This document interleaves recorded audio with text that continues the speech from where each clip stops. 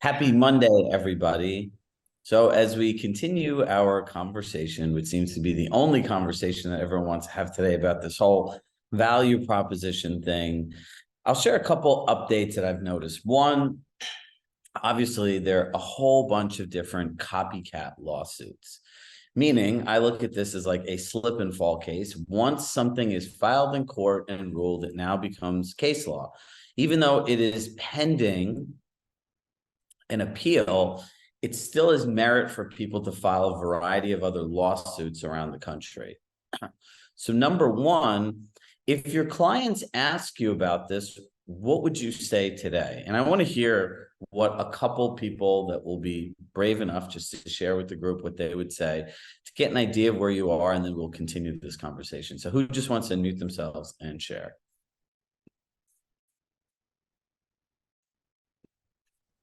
I'll go. Perfect. Well, what I have said is, I don't know if you're aware, in the news, there's been, a few lawsuits against the National Association of Realtors, as well as a few of the larger brokerages. And the issue is overcompensation paid to agents. And, as you can see in our agreements, it has always been negotiable, and it truly is up to you what you want to be able to offer to a buyer's agent. And I know we're not supposed to use the words "in your best interest." But from my experience, I will say that offering a commission to the buyer's agent is the best way to bring in qualified agents as well as qualified buyers on the listing side. That's what I would say. Okay, ready? So a couple things. So one, you're my buddy, so I can kind of pick at you a little bit. Go for it. So there is no correlation that can be drawn between offering a compensation and a qualified agent or a qualified buyer. True. Right. The second thing is, don't use the word overcompensation, because that's not going to plant the idea of overcompensation in their head. And what the lawsuit is implying is that there was price fixing and collusion, a violation of antitrust, in the way that brokers were creating a quote unquote standard commission of 6%. So if you're not in a 6% market, that's kind of irrelevant, right? So thank you for saying that. Look, you're bringing it up with your clients. In some ways, it looks better to bring it up than it does even to hide it, right? Because if they bring it up, then you have to still talk about it. All right, one more person.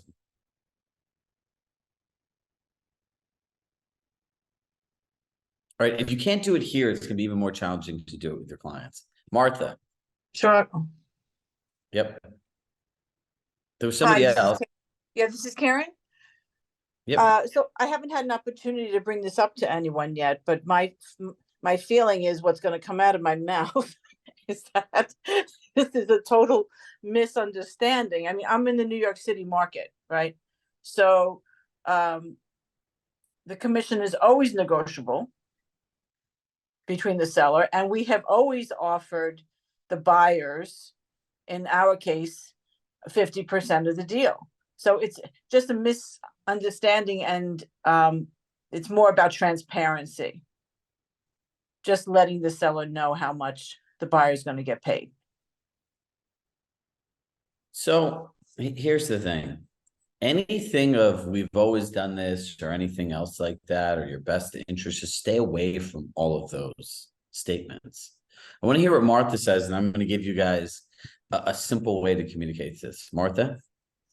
Well, and I have had this brought up on listing appointments recently. So what did the client say? This is important for us to hear. This guy said to me, I hear that my commission or my fee is negotiable. I said, it's always been negotiable.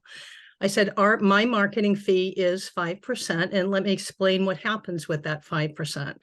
So then I get into 2.5 stays with me, blah, blah, blah.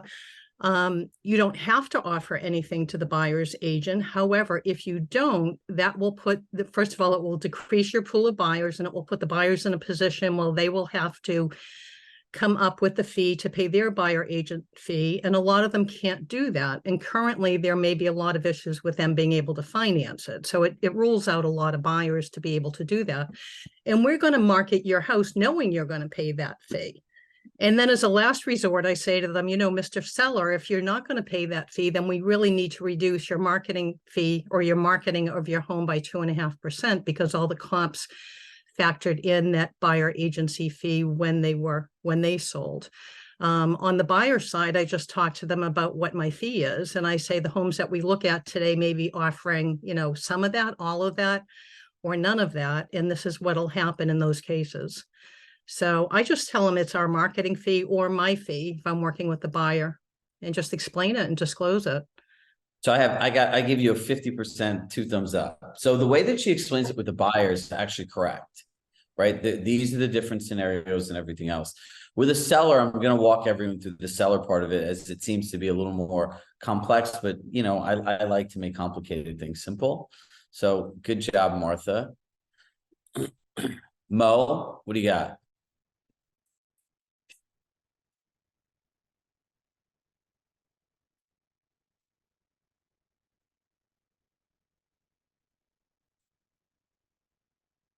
Well, you got to mute yourself. Okay. Can you hear me? Can you hear me? Sure. Yes, sir. Yeah. Go ahead. So, really, it's not the subject of this conversation, but this funny thing happened to me. 2 weeks ago, not this past one, the 1 week before, I was there, to take a very large listing. It's the opposite. The guy wants to pay the buyer's agent more than me. I'm the listing agent. I said, why? I didn't ask why not. It's because, they do the most job. They bring in, a wealthy buyer to us, and they're going to negotiate the price, my price type of thing. So they have to be compensated more than than me. And I think it's the first time that it happened to me. But so there is the sellers also think about that way too. A smart one, they thinking that, hey, buyers bring the buyer's agent bring the buyer, and so they have to be compensated well.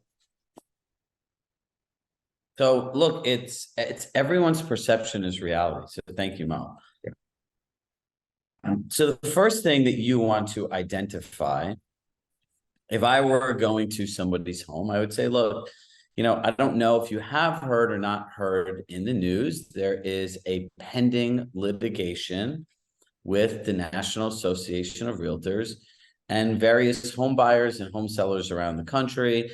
And really the main point to this is antitrust, implying price fixing and collusions around a quote unquote standard commission. So I just want to be clear with you. Commission and what you choose to compensate any agent you work with is 100% negotiable and is a two-way conversation. Is 100% negotiable and a two-way conversation.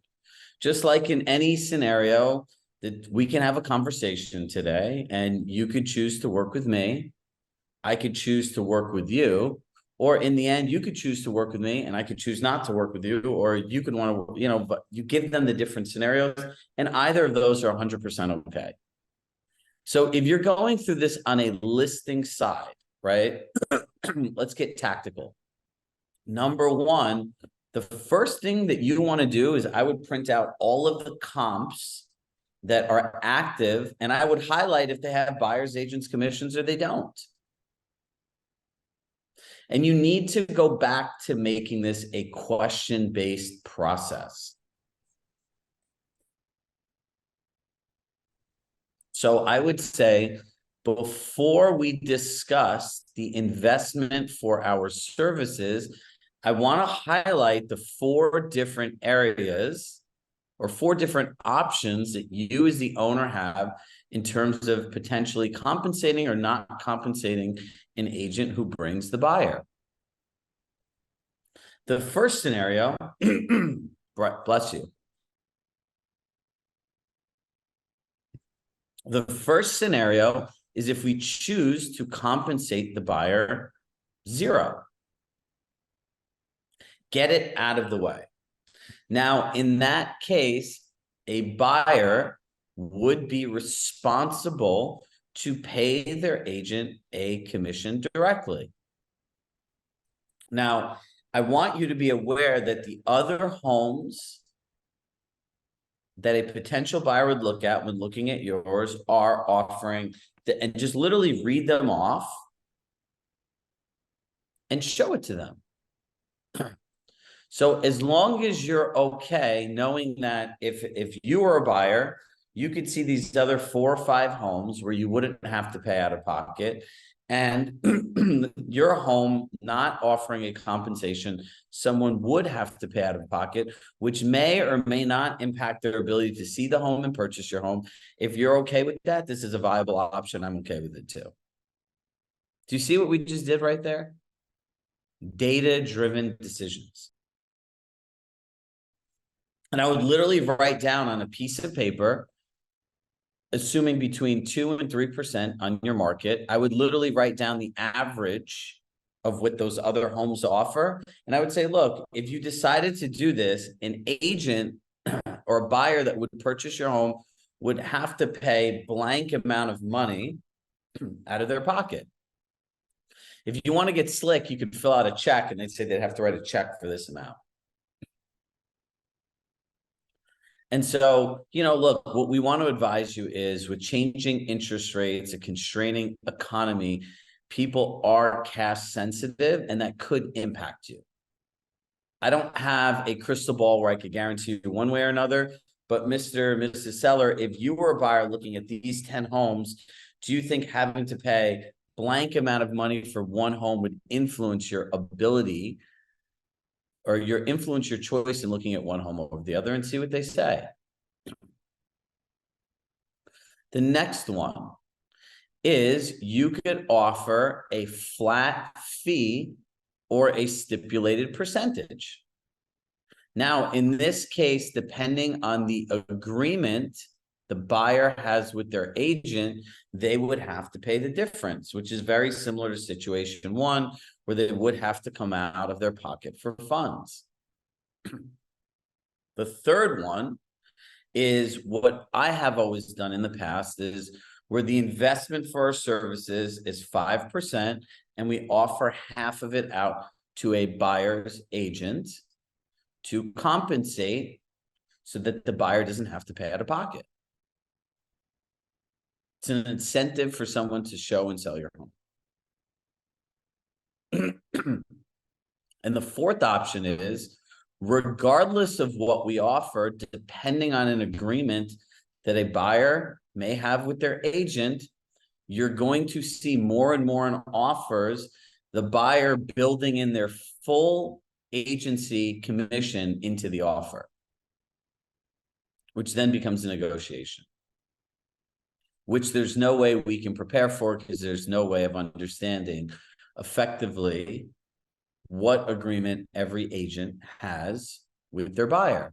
One of the major results of these pending litigations is that agents are now asking and requesting more and more buyers to a fee agreement prior to showing them homes, as potentially more people could take option 1 and not offer out any compensation. What do you think will work best for you based on your goals and expectations?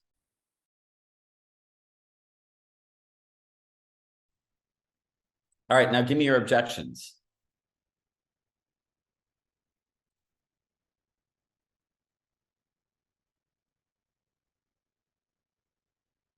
Hi, Chirag. This isn't an objection, but I'm wondering, what about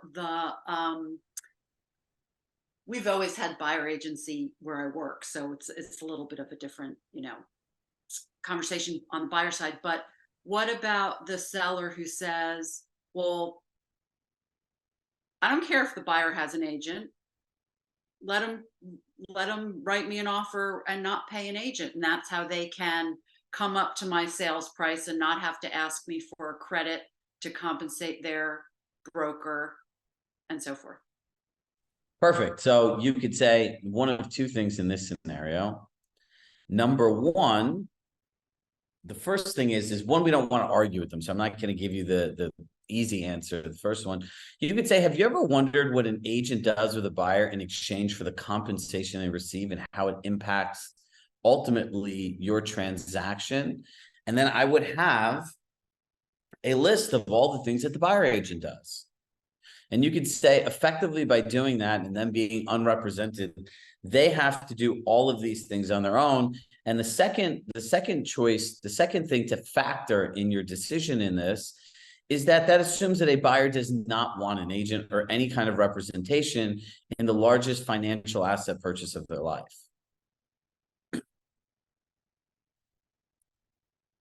Or the third one is we'd have to represent both parties, and here's all the work we do for a buyer, and here's all the work we do for you. So if we're doing the work of both sides of the transaction, we would want to be compensated for it. Is yours an agency disclosure state, or are you a transactional broker? Were you? We, DC, Maryland, and Virginia are buyer agency. And I mean, I guess some people may do dual agency, but we don't do it. Compass doesn't do it.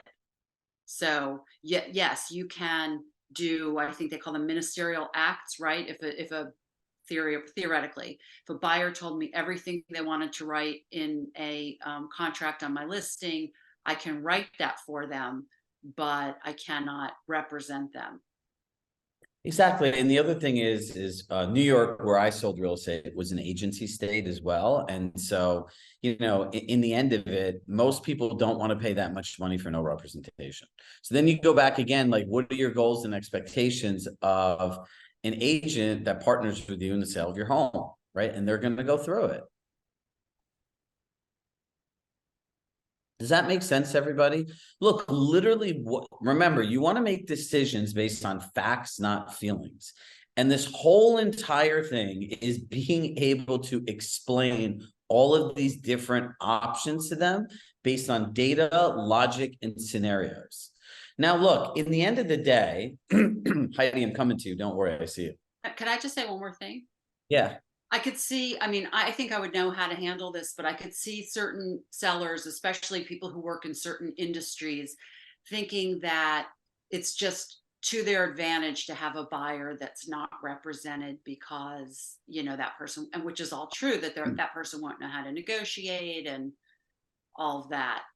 And, I think some sellers, again, in certain industries, will think that it's, but it's not their, but the simple thing is, it's not their choice. It's not their choice. Right. And you're going to say, look, even in this scenario, we could offer out nothing, but now a buyer will come and they will have agents. They could potentially have an agency agreement to pay their agent a fee. And they're literally going to write it into the offer. And we could show you what an offer looks like. And this is what's going to come up out of it. So it's something eventually that we're going to have to face one way or another. Heidi? Thank you, Leslie. So I think going forward, what is really important for us all to remember, and in Houston, we had a great meeting about this the other day. And I think what is important too, as agents, we do a lot of stuff and give people things that we should not give to them until they are signed and under an agreement. You really shouldn't be taking buyers out and looking at houses until they understand what the agreement is. You shouldn't be sending them comps. You shouldn't be doing that. But we do that as a service before these people are even under contract. And I think we do that because we're trying hard to get their business. But I think as a collective, we all have to say, like, this is my professional fee. And let's come in let's sit down, let's talk about what is going on, and let's come together with an agreement. And if the seller doesn't want to offer the 3%, this is everything that I'm doing for you. Here's all the addenda that go to the contract. I want you to read all of these and all this kind of stuff. And my thing with the seller is, if they don't want to pay a buyer's agent and they want to represent that, then that, to me, without getting into like stirring up a whole other, case of worms here, is that you're going to have more lawsuits with that, because if sellers are not doing sellers disclosures, or they're not, it could just open it up to a whole lot of different things. But I just think we need to own what we're doing. And we really do, like what you've been talking about, have to create value. And I think we do a lot of stuff for buyers and sellers that we insulate them from, to kind of protect them from all the drama that goes on behind the scenes. And I think maybe it's time that we start letting them know what we do. Well, one, Heidi, how long have you heard me talking about this? Well, we've been talking about it for a while, and it's really kind of funny when I'm on a whole group of texts with agents, and now I brought it up to them, a year and a half ago when we started talking about it, and now they're all talking about it. I'm like, I told y'all this was happening, a year and a half ago. But I will tell you, we had an excellent presentation at our Houston office, and one of our agents says, if it says zero compensation, in special provisions, I am writing, seller will pay buyer's agent commission. And maybe we need to start calling it a professional fee and not, and then we also have to be willing to walk away too. It's like in everything else in the world. You go to a lawyer, you go to a doctor, you go to a dentist. The dentist tells you how much you're going to charge you for the cavity, the Novocaine, and everything else. And they just tell you, and I like the investment for my services, because you want to use the word investment versus a professional fee, right? Okay. Fee versus an investment. Look, I'll break this down to you. There's a cost versus an investment. Does anyone know the difference between a cost versus an investment? You make investments to protect your cost. So think about this. How much does it cost you to run your business every month? How much does it cost you to run your household every month? That equals the cost. Now, the investment in coaching that you make to show up to be here every day is that so you earn income to protect your costs, and you're not figuring it out on your own. Every month that you try to figure out, let's just say this scenario on your own, that's the cost. The investment you make to figure this out, know what to say it, how to present yourself, is protecting your cost. So when you get into buyers and all of these different things, it doesn't matter the words you use and everything else. There are three types of people. There are people that have it made up in their mind that they're not going to pay you anything. There are people in their mind that have it made up that they should pay you and they understand it. And there's the third group of people, which we now have to address, the people that can be influenced one way or another based on the words you say and what you offer. The idea that everyone that has a real estate license deserves to earn the same compensation on a transaction is crazy. How should some person that is a part-time agent that does not know anything about real estate and is just literally opening doors and does not really offer a professional service should get the same amount of money as all of you? That's what the problem is. Now, the interesting part about this is what the National Association's realtor, their president, I forgot the woman's name, I would say probably put out the most disgraceful video I've ever seen representing an entire trade organization. Literally everyone's in a state of like fear, doubt, worry. Has anyone seen that video? Okay, so there's a problem in itself, right? Go to Inman or go to the NAR page and look at it. The woman starts the video off by saying how the disgraced president retired. They're getting so many warm wishes. Like, why the hell do I care about that? She's urging transparency on our side. It's probably the worst video I've ever seen in my entire life.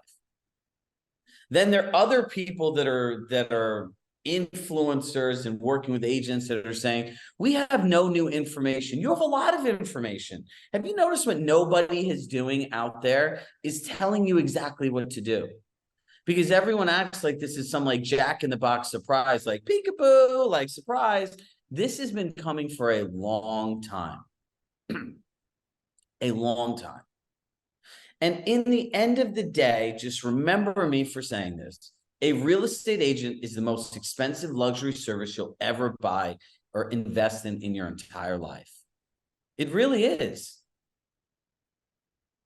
Think about it. Think about what you expect for $1,000 a night hotel, and think about how buttoned up their services. This is an opportunity for all of us to raise the industry, raise our professions, offer people a better service, be forced to not operate by like the pings, dings, and rings, and offer a repeatable, predictable system. If you don't know how to do this, it's every day goes by, you're going to lose money. And the fact that so many people are freaked out and no one wants to touch this conversation with a 500-foot pole. Have you ever noticed that? How many people out there and all these strangers are saying, hey, let us show you exactly how to share your value proposition? Not many. So this is a combination. If you look at the recipe, it's having effective conversations, it's being a great listener, understanding how to ask the right questions, understanding how to offer a systematic approach, how to understand exactly what somebody wants and then sharing in the context of what's important to them, understanding the nuances of agencies, writing in your compensation in, having different conversations with your clients based on every single scenario. That is the tactical aspect to doing this. But if we simply can't explain to somebody what we do for the money that we're asking for, how is anyone supposed to pay us? It's like going to a car dealer and you see an advertised offer for $85,000, and then they tell you the car you want is $120,000, and like, well, what does this car have? And like, well, it has a great tech package. Well, what is a tech package? And why am I paying more money for it? Chirag, I think one more thing too, as far as this goes, I think we also are getting stressed out, and there's probably going to be sellers that don't want to pay, but I think for the most part, sellers realized, I'm hoping that I haven't had to deal with it yet, that they're going to realize that some compensation needs to be done. I'm hoping most of them are sane, but if they're not, they don't want to work. Even if they don't want to offer anything, what are they going to do when a buyer presents an offer with the commission based in the offer? It doesn't really make a difference of what they want to offer. The other thing that we all need to prepare for is seller concessions, right? Remember seller concessions? That in a Fannie Mae, Freddie Mac loan, you could get up to 3%. In a seller concession, I believe in an FHA loan, it's up to 6%, unless those guidelines have changed. Check with your lender. So look, there might just be a 3% seller concession that goes towards their closing costs, which is where their compensation or fee would be done to kind of offset the cost. So a couple things. Don't say the word standard commission, what we offer. Present what other people are doing. When they see that other people are doing it, it'll give them the choice to figure out if they want to be the one home out of X that doesn't offer anything. Number 2, practice those 4 different scenarios. Number 3, whether you get the list from us or you get the list from someone else, you need to be able to clearly say, and like one of the things that we're most excited about from the programming for next year is we'll be able to give you a list that you'll be able to ask any person, have you ever wondered what an agent does exactly in exchange for the compensation they receive? And you're like, here.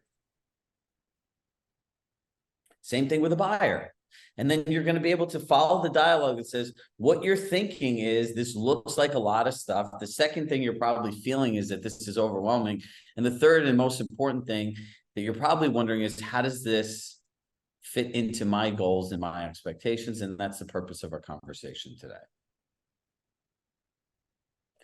So in the end, for all of us here, it's about making a conscious choice of what type of business you want to run going forward. As FDR says, the only thing to fear is fear itself. There's nothing to be afraid of. You do a job every day, and quite frankly, you do it better than most people in the entire country. The gap is understanding how to share it with somebody without talking about yourself the entire time. The good news is we have a great presentation, and we've been learning how to have great conversations for months. The bad news is for everyone else is a lot of these things that people are teaching are how people talk about themselves the entire time. I do this and I do this and I do this. To Heidi's point, no one's going to want the cow if you give the milk away for free. You need to be able to explain what a professional service is.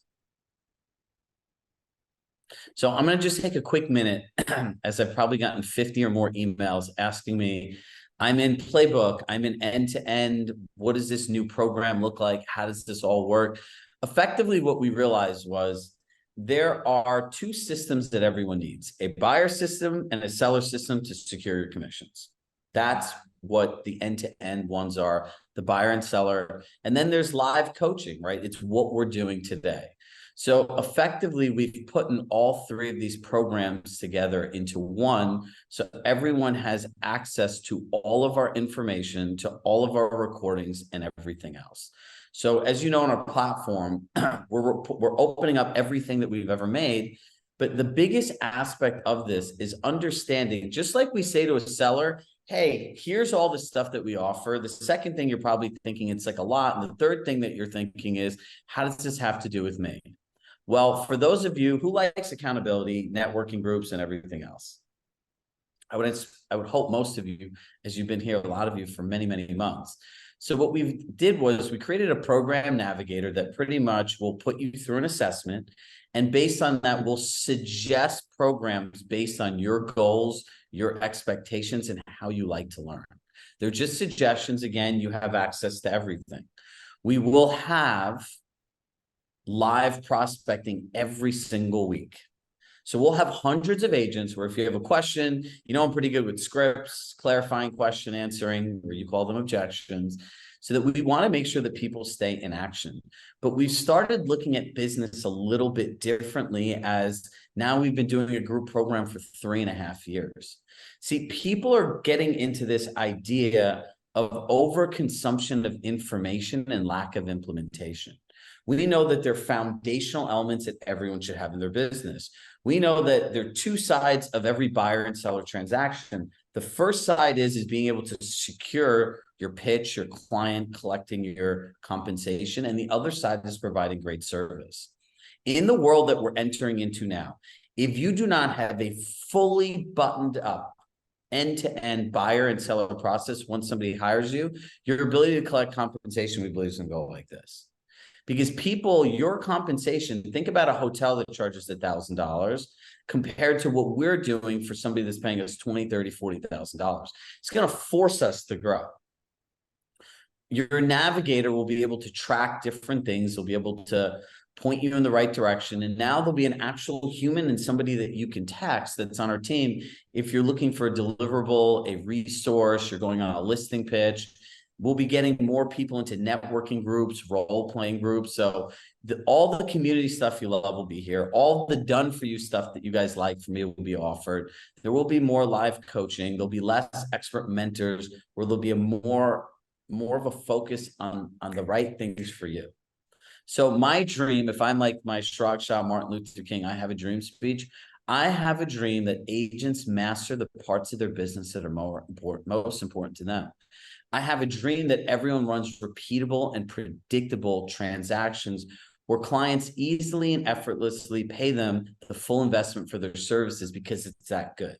I have a dream that all of you create a service that they're excited to share with their friends and family because it's that good and it's quantifiable and it's explainable. I have a dream that people just stop showing up to coaching and just hear me speak, but they don't implement the stuff and they're not focused the right way. 2024 is the year that you take control of your business. It's the way that you understand that it will take you several months to master just a pitch and another several months to master service. And if you spent the entire year and you just knew how to do that for buyers and sellers, think about how much more your income would go up every year. In a pitch, it comes down to, how do I share my value proposition? How do I answer those clarifying questions? How do I secure an agreement? How do I talk about Compass technology? And then from there, you know, write this down. The real sales starts after somebody hires you.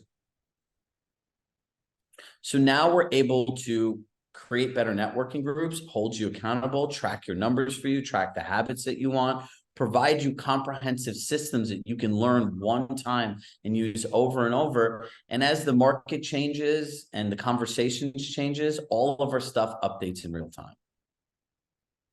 So it's our brainchild, and I would believe for the last 3.5 years, everything that you've ever wanted to tell me into a program built into one place.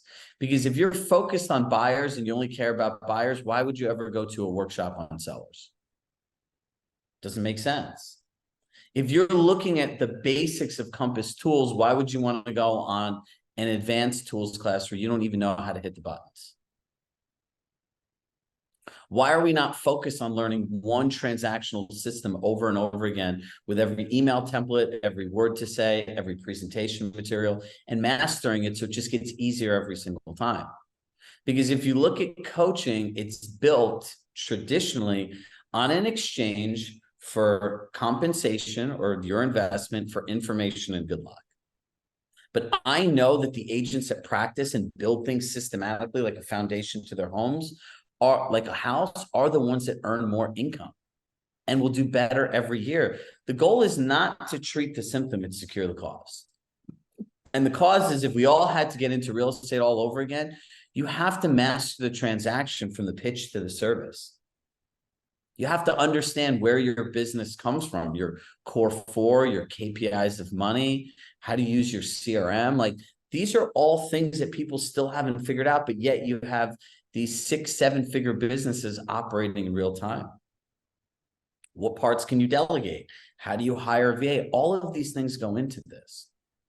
So for those of you wondering like how this is all going together, it is now a customized approach where we're able to suggest the right classes for you based on your goals. And then we're able to track your numbers and your habits to be able to share with you where you need to improve. And then, as always, you could attend any session at any time. So that's my 2 cents and just kind of an answer to your email. Tomorrow we have no playbook due to the retreat. If you're at the retreat or going to the retreat, we do have a happy hour. I will not be there. I've made a promise to my daughter that I would not travel on the days that I have them, on Mondays and Tuesdays. So I'll be there Wednesday. So if you're there Wednesday, Thursday, myself, Gretchen Coley, and Jen Samir are doing an amazing team building session. So if you've ever thought about starting a team or you have a team, I highly encourage you to attend. And look, every single one of you, I believe, are doing the work and will be on the right side of this. 100%. So keep your head down, focus on the conversations, the scenarios, understand your value, and know that you're the best investment that a person could make. You just simply have to bridge the gap to help them understand. So with love in my heart, I love you all. Look, if anyone has questions, right, about the new program, as with anything new, people have questions. This is my personal email, Chirag@ChiragShahCoaching.com. You can email me. Yes, the master session is still on tomorrow. And that's it. So as always, I love you all. Please be planned, please be purposeful, and most importantly, never stop believing in yourself and the possibilities that are available for you in this new economy. Bye, everybody.